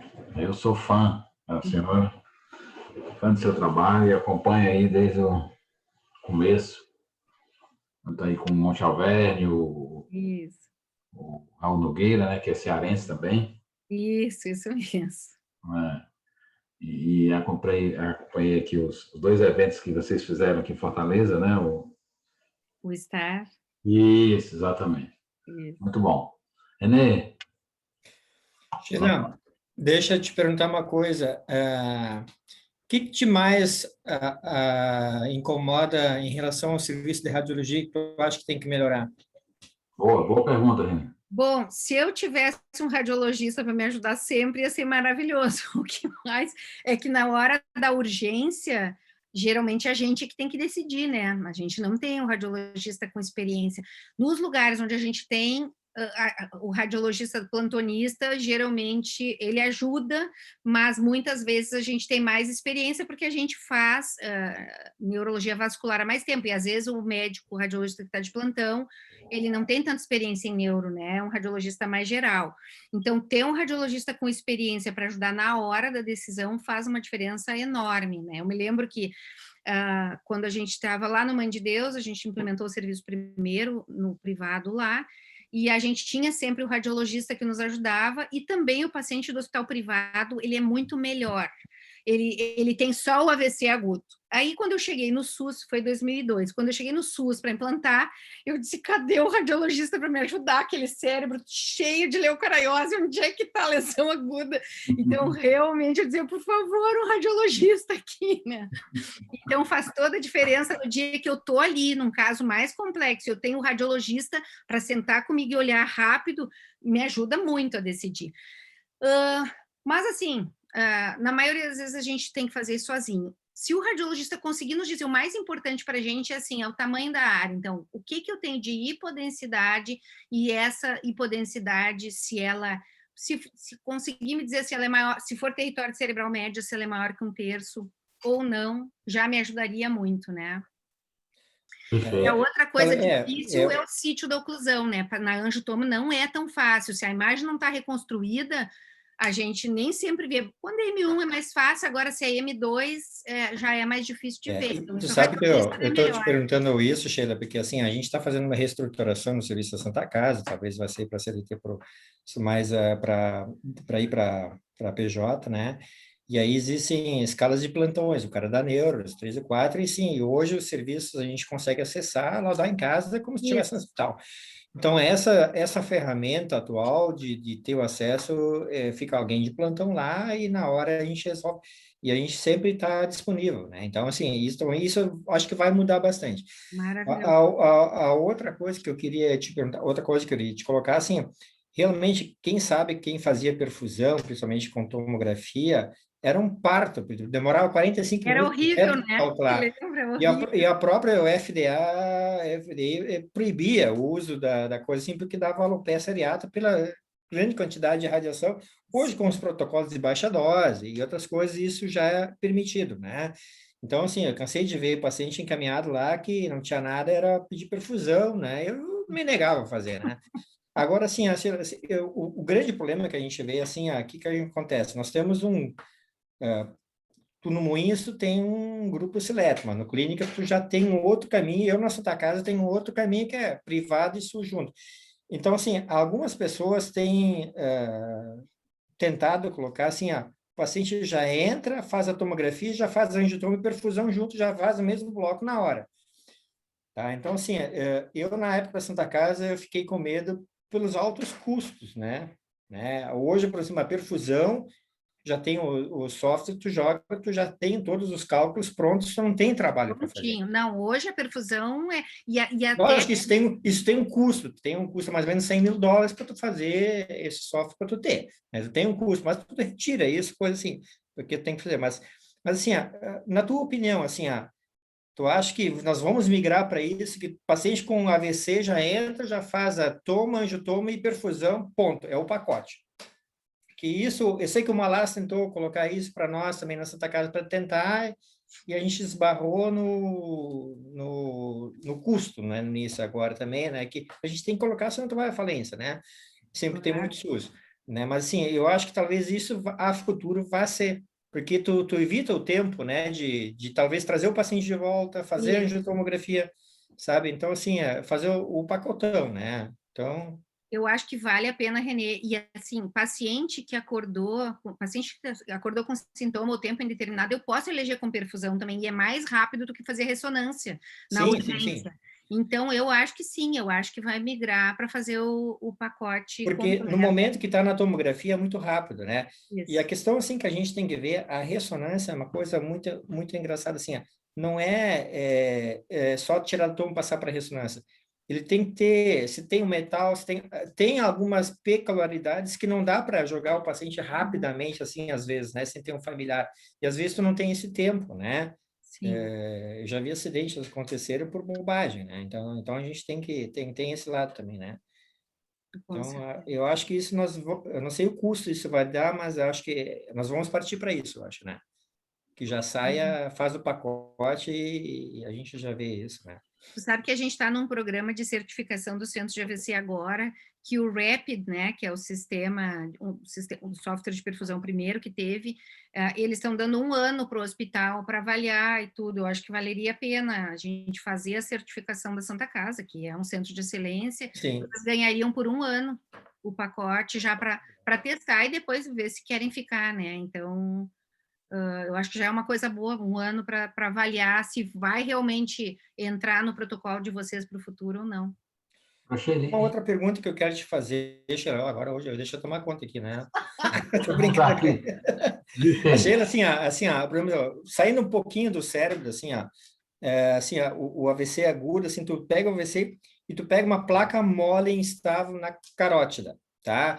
Com uma estenose inferior a 70%. Tu trata essa placa só com tratamento com stent, coisa assim, que tem um trabalho do pessoal da Harvard que sugere a intervenção nesse tipo de placa, quando ela é instável, já tem um AVC, e alguns serviços têm colocado só como fazer tratamento medicamentoso, né? Que é essa preocupação, né? Bom, na verdade depende, né? Então, assim, a gente não tem ensaio clínico, a gente sabe que entre 50% e 69% também tem benefício de tratar, mas na era antiga, que não tinha comparação, não tinha paciente usando estatina, controle mais adequado de pressão, dupla antiagregação plaquetária, né? Então, a gente não tem essa resposta de ensaio clínico randomizado. Então, entre 50% e 69%, se decidir tratar, não está errado, porque os estudos que tem o benefício é um pouco maior do que o tratamento clínico, tá? Eu não trato, eu geralmente trato medicamentosamente, e eu vou dizer que eu tenho tido uma resposta excelente, mas a gente está esperando resultados de ensaio clínico para nos dizer, então, melhor tratamento clínico nesses casos versus stent versus cirurgia, né? Boa. Sheila, obrigado mais uma vez, Renê, muito bom as perguntas. Queria te perguntar uma coisa, o aparelho de hemodinâmica acoplado com a tomografia, vai ser o próximo passo do tratamento? Próximo passo, a gente está com ensaio clínico aí, né? Vocês vão fazer em Fortaleza e vão fazer em Vitória também, que é direct para Angio Switch. Então, Trust é o nome do estudo. O paciente vai direto para hemodinâmica e faz a tomo e angiotomo na hemodinâmica, né? Não é um software da... Eu acho que o futuro, Renê, vai ser isso, entendeu? Não é, Sheila? Sim. Não, aí tu economiza um tempo enorme, né? Tu imagina poder tratar esse paciente. Eles estão para começar agora, hoje o pessoal entrou em contato comigo que eles me pediram um apoio para a parte regulatória. Vão ser 2 centros aqui no Brasil, liderado pelo Raul Nogueira, um de vocês aí, o Franzé, e o outro lá de Vitória. Inicialmente vão ser esses 2. Nesse contexto aí da evolução do AVC no tratamento o diagnóstico e o tratamento na sala de hemodinâmica, não é isso? Isso, exatamente. Onde é que o radiologista vai se encontrar nesse... O radiologista, bom, esse é o tipo de coisa, assim, ó, nesse caso de urgência é a gente que decide, né? Claro que se tem um radiologista para ajudar é muito melhor. Então, o que a gente tem feito, para por essa dúvida diagnóstica, a gente tem utilizado um aplicativo de smartphone que a gente faz a comunicação, discussão do caso e a imagem em tempo real. Tomo ressonância para decisão, porque somos nós para decidir, entendeu? Então, a gente pede ajuda, assim, pessoal, vamos lá, todo mundo, o que vocês acham? Tem, não tem? Né? Se o radiologista tiver a possibilidade de ajudar nisso, claro, só nos casos mais difíceis, casos mais simples a gente resolve. Seria maravilhoso, porque o radiologista faz uma diferença enorme, dá um alívio enorme ter o radiologista com a gente. Acho que o caminho vai ser esse, né? O próximo passo do tratamento, né? Gente, eu estou fazendo um programa internacional de telestroke, internacional mesmo. Vou começar na África. Se quiserem se juntar com gente internacional conectado para auxiliar a tomada de decisão de diferentes partes do mundo. Com a gente aqui, nós queremos aprender também, participar. Não, aprender e ajudar na hora. Eu acho que é uma experiência maravilhosa. Tem vários voluntários para ajudar no início, e claro, depois é para ser realmente remunerado, né? A ideia não é que a gente fique o resto da vida trabalhando de graça, mas assim, para fazer funcionar, a gente tem um grande número de voluntários para tentar auxiliar, porque até isso, assim, ó, porque a gente vai usar gente de diferentes partes para não ter que acordar no meio da madrugada para fazer o atendimento, então tentar organizar uma escala durante os dias, né? Isso é bom, isso é muito bom. E contribuir também, né, Sheila? Com certeza. Maravilha. Conte com a gente aqui. Que bom. Outra coisa, Renê, onde você melhor coloca a TC perfusão no tratamento da AVC? A janela estendida? Onde você vê melhor essa ferramenta? Na janela estendida, né? Então, na janela estendida, naquele que acordou com sintomas, porque hoje a gente já sabe, mesmo para trombólise endovenosa, que a gente ficava muito limitado à hora, às vezes a gente vê que o paciente tem uma área pequenininha comprometida e uma hipoperfusão enorme, né? Então, para incluir mais pacientes no tratamento de reperfusão, eu acho que é onde ela entra, para trombólise e para trombectomia. Dê um recado aí para o radiologista, o que é que você mais precisa dele na avaliação da imagem? Bom, se eu tiver o radiologista sempre do meu lado, eu vou ficar muito feliz. A avaliação da angiotomo não é fácil, né? Na urgência, às vezes, a gente precisa de alguém com experiência para ajudar, tá? E na extensão da área, no paciente que assim, não tem doença nenhuma, que fez o primeiro evento, é facílimo de ver sinal precoce. Agora, no paciente cheio de leucoriose, é muito difícil. Então, o radiologista realmente mexe melhor na janela do que nós para tomar decisão, né? Então, nos ajudaria. Extensão da área e sítio de oclusão. Muito obrigado, Sheila. Realmente foi fantástico a sua simpatia e dedicação aqui com a gente. Então, Renê, fica à vontade de encerrar o Neuroclube. Se tiver mais alguma agradecer pergunta, a Sheila, né? A plateia. Sheila é uma grande amiga nossa, né? Então, Paulo, assim, tu vê que ela, né? Ela transcendeu horizontes, né? Sim. Então, para nós é um orgulho estar contigo aí, Sheila, tá? E obrigado pelo convite, né? E a gente tem tentado trazer, assim, nem só a radiologia, mas a parte clínica, né? Porque para a gente também entender um pouco, né? Então... Sheila, é uma reunião multidisciplinar e de muitos serviços, né? Tem serviço de Fortaleza, Brasília, São Paulo, o do Renê, né? É uma reunião mensal, você fica à vontade de participar sempre, né? Muito obrigada, aprendi muito hoje com as aulas anteriores, um prazer estar aqui com vocês, obrigada pelo convite mesmo. Eu gostaria de... Samir, fica à vontade. Ok. Doutora Sheila, meus parabéns, excelente revisão do progresso do tratamento do stroke. Agora, eu estou curioso, você faz isso tudo sozinho, sem uma equipe com você?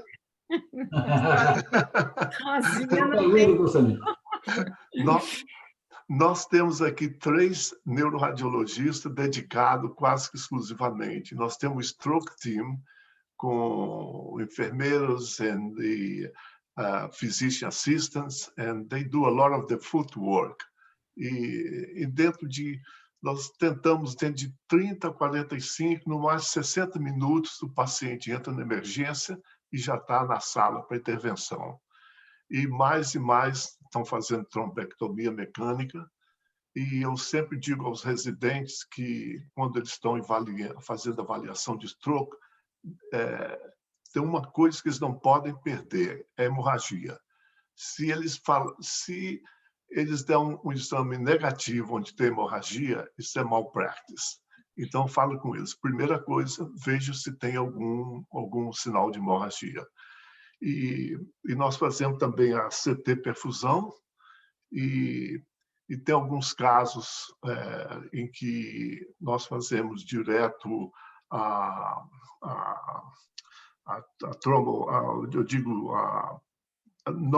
não a trombectomia de cara, nós fazemos uma infusão. Desculpa o meu português aqui, a trombolise.